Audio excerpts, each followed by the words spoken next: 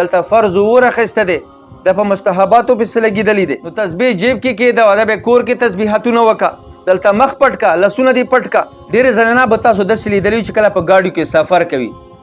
خاص کر نن سبا د رچکو دور دی چې کله دوی رچکو کې تشریف فرما شي کونټر شریف روبسي په هغې باندې به تسبیحات شروع کړي د درېیمې کلمې ورد به شروع کړي او مخ به ښکاري او لاسونه مبارک به سره وي دا به ښکاري خلک په ورته سترګې غړوي خلک په ورته په تماشا ولاړ وي ته دا ګناه نه ښکاري چې ما لاسونه کلاو دي او سره کړي مم دي او مخ مې ټول ښکاري او مخ نه خو فتنه جوړېږي دې ته دا ګناه نه ښکاري حالانکې دا مخ پټول په دې باندې ضروري دي لاسونه پټول په دې ضروري دي پټ یې نه کړو ګناهګارېږي او که تسبیحات یې ونه کړو هېڅ خبره هم نشته دلته فرض ورخیسته دی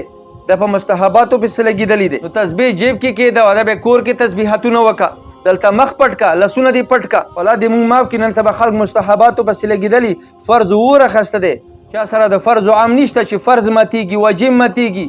موږ مستحباتو ته زور ورکړی ښه خبره دی سنت هم کا مستحب هم کا خو وله درجه دی فرض دی ځای کې چې فرض ماتېږي